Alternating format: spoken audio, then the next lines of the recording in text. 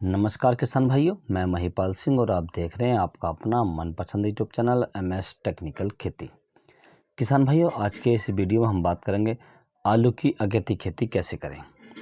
आलू की अगेती खेती में हमें बहुत ज़्यादा मेहनत करने की ज़रूरत होती है और बहुत ज़्यादा बीमारी उसके अंदर आती हैं। पछेती खेती जब हम करते हैं तो उसके अंदर हमें इतनी मेहनत करनी नहीं पड़ती जितनी अगेती खेती में करनी पड़ती है, और इसमें बहुत सारी बातों का ध्यान रखना होता है किसान भाइयों। इस वीडियो के माध्यम से हम चर्चा करेंगे कि आलू की अगेती खेती में हमें कौन कौन से खाद डाले चाहिए, क्योंकि बहुत सारे किसान भाई जो हम लेट वैरायटी बोते हैं, लेट आलू की बुवाई करते हैं, उन्हीं खादों को अगेती बुवाई में डाल देते हैं। ऐसा नहीं करना चाहिए, इससे हमें नुकसान हो सकता है।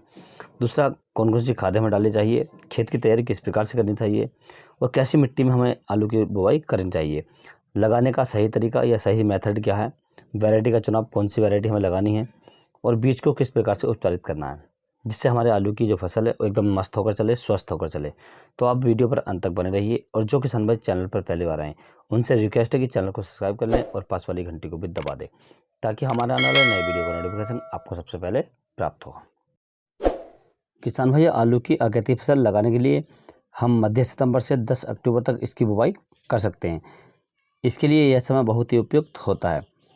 अब किसान भाई, जब हम अगेती फसल की बुवाई करते हैं तो उस समय सबसे ज़्यादा समस्या आती हैं मौसम की और एक टेम्परेचर की, क्योंकि बरसात भी बहुत ज़्यादा होती है और मौसम भी बहुत ज़्यादा गर्म होता है किसान भाइयों। तो इसके लिए हमें सही सी मिट्टी का चुनाव करना है, अर्थात हम कौन सी मिट्टी में इसकी बुवाई कर सकते हैं। तो किसान भाई, आपको इसके लिए दोमट मिट्टी होनी चाहिए या आपकी रेतीली मिट्टी होनी चाहिए, जिसमें पानी का भराव नहीं होना चाहिए। अर्थात बरसात यदि होती है, ज़्यादा बरसात हो जाती है, तो पानी खेत से बाहर निकालने की व्यवस्था होनी चाहिए किसान भाइयों। किसान भाइयों, अब बात कर लेते हैं खेत की तैयारी हमें किस प्रकार से करनी है। तो इसके लिए किसान भाई, आप 20 से 25 दिन पहले अपने खेत को अच्छे से गहरी जुताई करें। उसकी हैरो से कर सकते हैं, आप रोटर से कर सकते हैं, जिससे भी आपकी व्यवस्था हो उससे आप उसकी गहरी जुताई करें किसान भाइयों। और लगभग 8 दिन के अंतर से उसकी जुताई करते रहें। अर्थात कहने का मतलब है कि 2-3 जुताई उसकी पहले आप कर लें, जिससे जो हमारे खेत के अंदर अवशेष होते हैं या जो कूड़ा कबाड़ा होता है, खरपतवार होते हैं, वे नष्ट हो जाते हैं किसान भाइयों। दूसरा, आप उसमें गोबर की सड़ी गली खाद जरूर डाल लें, ताकि उसमें अच्छे न्यूट्रिएंट्स हमारे पौधों को प्राप्त हो सके। यदि हम गोबर की खाद डाल लेते हैं सही तरीके से, तो हमें जो केमिकल होते हैं या जो रासायनिक खाद होते हैं उन्हें कम डालने की आवश्यकता होती है, जिससे हमारी फसल जो होती है स्वस्थ होकर चलती है, और जो हमारा आलू है वो गर्मी से गलता भी नहीं किसान भाइयों, क्योंकि अगेती फसल में गलने की शिकायत बहुत ज़्यादा आती है। तो आप इसका विशेष ध्यान रखें। किसान भाई, अब बात कर लेते हैं कि हमें उसमें कौन कौन सी खाद, कौन कौन से फर्टिलाइज़र डालने चाहिए। तो अगेती बुवाई के समय किसान भाइयों, हमें ज़्यादा फर्टिलाइज़र की आवश्यकता नहीं होती है, क्योंकि यदि हम ज़्यादा फर्टिलाइज़र डालते हैं तो हमारे जो आलू के गलने के चांसेस ज़्यादा रहते हैं।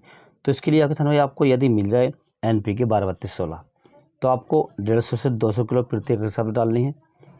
उसके साथ में किसान भाई, आपको थाइमोक्सम 25% वाली जो आती है, जो समइयों के रूप में आती है, बारीक बारीक क्रिस्टल के रूप में आती है, तो ये आपको लगभग 500 से 600 ग्राम प्रति एकड़ के हिसाब से आपको डाल लेनी है किसान भाइयों। इसके डालने से फ़ायदा ये होता है, जो हमारे खेत में गुट वगैरह लगती है, सूंडी होती है, दीमक वगैरह होती है, ये उसको कंट्रोल कर लेती है। और जो हमारे आलू की फसल है उसमें गुटमार या जो आपकी सोरी होती है वो सोरी नहीं हो पाती किसान भाइयों। यदि आपको NPK 12-32-16 नहीं मिल रहा है, तो आपको DAP 150 से 200 किलोग्राम प्रति एकड़ और पोटाश 150 ग्राम प्रति एकड़ के हिसाब से आपको मिलाकर डाल देनी किसान भाइयों। थाइमोक्सम इसके साथ भी आपको ज़रूर डालनी है। ये आपको 500 से 600 ग्राम प्रति एकड़ के हिसाब से डालनी है किसान भाइयों, और अच्छे से डालकर अपने खेत की गहरी जुताई कर दें, सही तरीके से जुताई कर दें। किसान भाई, अब बात कर लेते हैं कि हमें किस मेथड से बुआई करनी चाहिए। किसान भाई, आलू की बुआई हम 2 तरीके से कर सकते हैं। पहली विधि जो पल्ले वगैरह कर करते हैं, दूसरी सूखे में बुआई कर सकते हैं। आपके यहाँ किस प्रकार से होती है आप उस तरीके से कर सकते हैं, लेकिन हमारे यहाँ पश्चिमी उत्तर प्रदेश में ज़्यादातर अगेती में बुआई होती है वो सूखे में होती है, यानी मिट्टी में कम नमी होनी चाहिए, और उसकी बुआई करने के बाद हमें उसमें हल्की हल्की सिंचाई कर देनी चाहिए किसान भाइयों। इससे फ़ायदा ये होता है किसान भाइयों कि जो हम सूखे में बुआई करते हैं उसके बाद हमें 24 घंटे के बाद उसकी सिंचाई कर देनी है हल्की हल्की, जिससे हम जो खरपतवार होते हैं उसकी दवाई भी आसानी से लगा लेते हैं, क्योंकि सूखे में जब बुआई करेंगे उसके बाद पानी लगा देंगे हम, तो जो खरपतवार है वो जल्दी से जम आएंगे। दूसरा, जो हमारी ज़मीन की गर्मी होती है, हम पानी लगा देते हैं उसमें, तो वो शांत हो जाती है, और पौधे बहुत हमारे स्वस्थ निकलते हैं, मोटे पौधे निकलते हैं, और हमारा आलू के गलने के चांस भी कम से कम रहते हैं किसान भाइयों। तो आप इस प्रकार से भी अपने आलू की बुवाई कर सकते हैं। अब बात कर लेते हैं किसान भाई, कौन कौन सी वैरायटी का हमें चुनाव करना है। तो इसके लिए अगेती फसल में आप 37 की बुवाई कर सकते हैं, जो 37 वैरायटी आती है आलू की। दूसरा, कुफरी अलंकार आती है, कुफरी पुखराज आती है, कुफरी चंद्रमुखी आती है, कुफरी अशोका आती है, कुफरी जवाहर आती है। ये सबसे अधिक पैदावार देने वाली वैरायटी है और अगेती फसल की अच्छी वैरायटी है किसान भाइयों। यदि किसान भाई हम बात करें इसकी फसल तैयार होने की, तो 80 से 110 दिन में यह तैयार हो जाती है किसान भाइयों। किसान भाइयों अब बात करते हैं सबसे मेन टॉपिक कि बीज को उपचारित किस दवा से करें और उपचारित करने के फ़ायदे क्या क्या होते हैं। यदि किसान भाई हम बीज को उपचारित करके लगाते हैं तो हमारे खेत के अंदर एक तो फंगस की बीमारी कम आती है, दूसरा जो हमारे आलू की खुदाई होती है उस समय हमारा आलू जो बहुत साफ़ निकलता है, रंगदार निकलता है, जो मार्केट में तेज़ी से बिक जाता है या उसकी डिमांड अच्छी रहती है किसान भाइयों। किसान भाई उपचारित करने के लिए हम अदामा कंपनी की मीराडोल ले सकते हैं। किसान भाई यदि हम इनके अंदर टेक्निकल की बात करें तो इनके सभी के अंदर समथिंग एक सा ही टेक्निकल पाया जाता है। इनके अंदर जो टेक्निकल होता है किसान भाइयों ये होता है एजोक्सिस्ट्राबिन 18%, डिफेनोकोनाजोल 11%।